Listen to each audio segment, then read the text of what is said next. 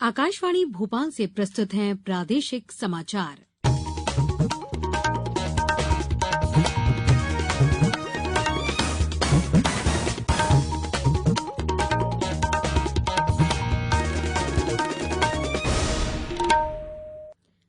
नमस्कार, समाचारों के साथ मैं पूर्वा त्रिवेदी। पहले एक अपील।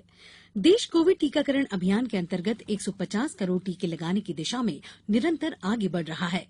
कोरोना वायरस का नया वेरिएंट मिलने से चिंताएं बढ़ी हैं। इसे देखते हुए श्रोताओं से हमारी अपील है कि यथाशीघ्र दोनों टीके लगवाएं और अन्य लोगों को भी टीके लगवाने के लिए प्रेरित करें। कृपया 3 सरल उपायों का पालन करें। मास्क लगाएं, 2 गज की सुरक्षित दूरी बनाए रखें, हाथ और चेहरा साफ रखें।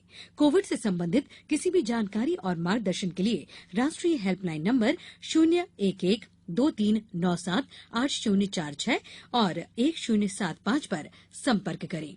अब इस बुलेटिन के समाचार। सबसे पहले मुख्य समाचार। प्रधानमंत्री 1 जनवरी को पीएम किसान सम्मान निधि योजना के अंतर्गत 10वीं किस्त जारी करेंगे। प्रदेश का आगरमालवा कोविड-19 टीकाकरण के दूसरे डोज में अव्वल और मौसम विभाग ने इस सप्ताह के अंत तक शीतलहर की स्थिति बनी रहने की संभावना जताई। अब समाचार विस्तार से। प्रधानमंत्री नरेंद्र मोदी 1 जनवरी को प्रधानमंत्री किसान सम्मान निधि योजना के अंतर्गत वित्तीय लाभ की 10वीं किस्त जारी करेंगे। 20,000 करोड़ रुपए से अधिक की राशि 10 करोड़ से अधिक लाभार्थियों को उपलब्ध कराई जाएगी। प्रधानमंत्री किसान योजना के तहत पात्र किसान परिवार को प्रतिवर्ष 6,000 रुपए का वित्तीय लाभ उपलब्ध कराया जाता है। किसानों को अब तक 1,60,000 करोड़ रुपए से अधिक की धनराशि उपलब्ध कराई जा चुकी है। प्रधानमंत्री नरेंद्र मोदी कल उत्तराखंड के हल्द्वानी जाएंगे।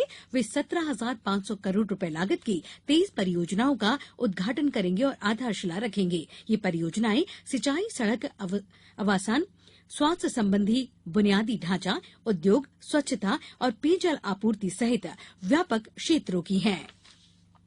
कोविड-19 टीकाकरण का दूसरा डोज लगाने में आगरमालवा जिला मध्य प्रदेश में पहले स्थान पर रहा है। जिले में कुल 8,83,615 डोज लगाए गए हैं। इनमें से 4,41,949 को पहला तथा 4,41,666 को दूसरा डोज लगाया गया है।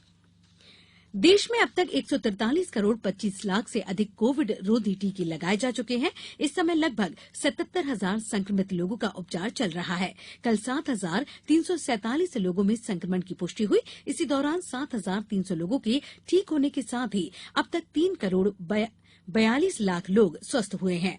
स्वस्थ होने की राष्ट्रीय दर 98.40% है। अब तक 67 करोड़ 52 लाख से अधिक कोविड जांच की जा चुकी है। देश में अब तक 781 मरीजों को कोरोना के नए वेरिएंट ओमिक्रॉन के संक्रमण की पुष्टि हुई है। इनमें दिल्ली में 238, महाराष्ट्र में 167, गुजरात में 73 और केरल में 65 मरीज शामिल हैं। स्वास्थ्य मंत्रालय ने कहा है कि ओमिक्रॉन संक्रमण से 241 मरीज स्वस्थ हो चुके हैं। अब समाचारों में वक्त है एक अंतराल का। कोविड-19 से बचाव और सुरक्षित रहने के 3 उपाय। मास्क लगाएं, 2 गज दूरी है जरूरी, सुरक्षित दूरी रखें, हाथ और मुंह साफ रखें। ब्रेक के बाद समाचारों में एक बार फिर आपका स्वागत है। अब समय है अमृत महोत्सव क्विज का। आजादी के अमृत महोत्सव के अवसर पर हम अपने श्रोताओं के लिए एक क्विज यानी प्रश्नोत्तरी प्रतियोगिता चला रहे हैं। इसमें मध्य प्रदेश में स्वतंत्रता संग्राम, स्वतंत्रता सेनानियों, प्रदेश के इतिहास, भूगोल, पर्यटन स्थलों और अन्य घटनाओं से संबंधित एक प्रश्न हर बुधवार को पूछा जा रहा है। इस बार का सवाल है, फड़के स्टूडियो मध्य प्रदेश में मध्य प्रदेश के किस जिले में है?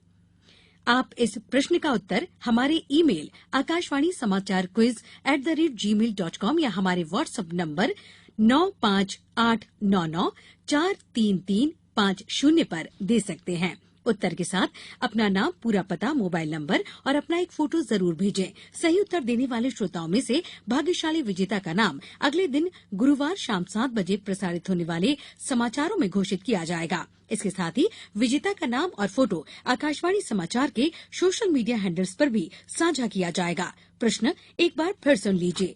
फड़के स्टूडियो मध्य प्रदेश के किस जिले में है? मौसम विभाग ने प्रदेश में इस सप्ताह के अंत तक शीतलहर की स्थिति बने रहने की संभावना व्यक्त की है। प्रदेश के अधिकांश जिलों में बारिश और ओलावृष्टि के बाद संपूर्ण मध्य प्रदेश का मौसम अचानक बदल गया। इसके बाद मौसम में ठंडक घुल गई। जबलपुर में आज बारिश का सिलसिला जारी है। बारिश के चलते ठंड का असर भी कायम है। होशंगाबाद में मावठे से कपकपी तेज हो गई है। उधर बैतूल जिले में भी आसमान पर बादल छाने के साथ सर्द हवाएं चलती रही। जिले के बड़े इलाके में मावठा बरसने के साथ ही कुछ हिस्से में ओले भी गिरे। गुना में हल्की बारिश से कड़ाके की ठंड पड़ रही है। अब कुछ समाचार संक्षेप में। बालाघाट में आयुष मंत्री रामकिशोर नानो कांवरे ने आज रजेगांव के धान खरीदी केंद्र का निरीक्षण कर वहां की व्यवस्थाओं का जायजा लिया। धार जिले की विश्व प्रसिद्ध पर्यटन नगरी मांडू में कल से 5 दिवसीय मांडू उत्सव प्रारंभ होगा। मिलावट से मुक्ति अभियान के अंतर्गत आगरमालवा जिले में एक खाद्य कारोबारी के विरुद्ध प्राथमिकी दर्ज कराई गई और सतना में कलेक्टर स्मार्ट सिटी की परियोजना कार्यों का निरीक्षण करने पहुंचे। इस बुलेटिन में फिलहाल इतना ही। अंत में एक अपील, हमेशा ध्यान रखें, मास्क और 2 गज की दूरी, हाथ धोना भी है जरूरी। नमस्कार।